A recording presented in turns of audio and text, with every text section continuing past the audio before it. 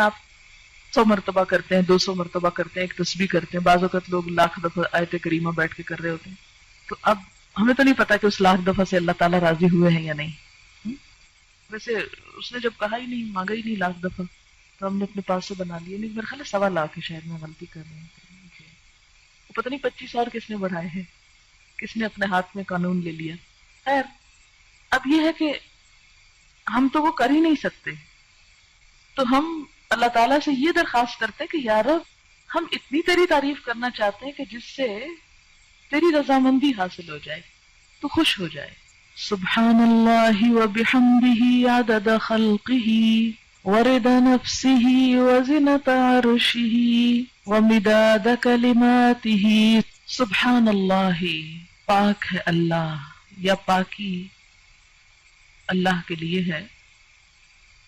وبحمدہ، اور ساتھ اس کی تعریف کے، یعنی اللہ کی پاکی بیان کرتا ہوں اس کی تعریف کے ساتھ.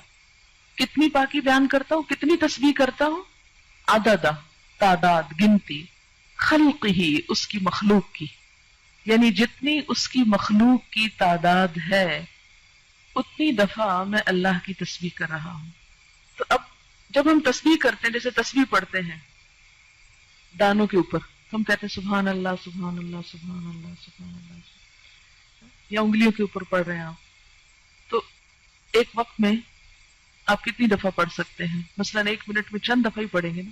لیکن اگر آپ یہ جملہ بول دیتے ہیں سبحان اللہ وبحمدہ عدد خلقہ، کہ اللہ کی پاکی اس کی تعریف کے ساتھ اتنی مرتبہ جتنی اس کی مخلوق کی تعداد ہے. اور اللہ تعالیٰ کی مخلوق کی تعداد کتنی ہے؟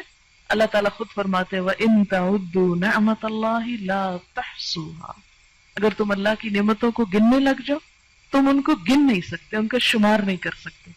تو ہم تو گن ہی نہیں سکتے. اسی لیے کہتے ہیں نا کہ کما ينبغي لجلال وجهك، جیسی ہونی چاہیے ہم تو کرنے کے قابل ہی نہیں ہیں، ہماری تو زبان اس اہل ہی نہیں.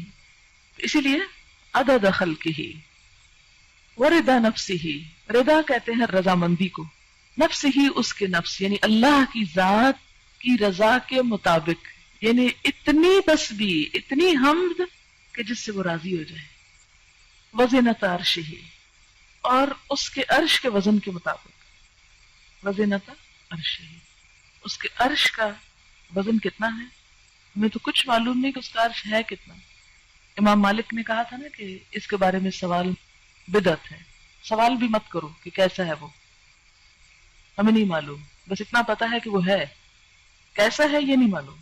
وَمِدَادَ كَلِمَاتِهِ، اور اس کے کلمات کی لکھنے میں جتنی سیاہی درکار ہے. مداد کلماتی، اچھا وہ کتنی درکار؟ سورۃ الکہف میں آپ پڑھیں گے اللہ تعالیٰ فرماتے ہیں کہ لو کان البحر مدادا لکلمات ربی لنفد البحر قبل ان ينفد کلمات ربی، کہ اگر یہ سارے سمندر سیاہی بن جائیں اور اس سے رب کی باتیں لکھی جانے لگے، اس سے پہلے کہ رب کی باتیں ختم ہو سمندر کی سیاہی ختم ہو جائے. ایک اور جگہ آتا ہے کہ 7 سمندر اور بھی آپ ڈال لیں اور اس کو سیاہی بنا لیں اور لکھنا شروع کر دیں تو رب کی باتیں ختم نہیں ہو سکتی.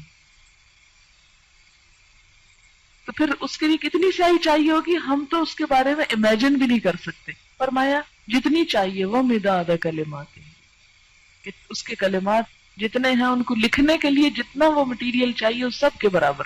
سبحانک اللہم و بحمدک اشہد ان لا الہ الا انت استغفرک و اتوب الیک. السلام علیکم و رحمۃ اللہ وبرکاتہ.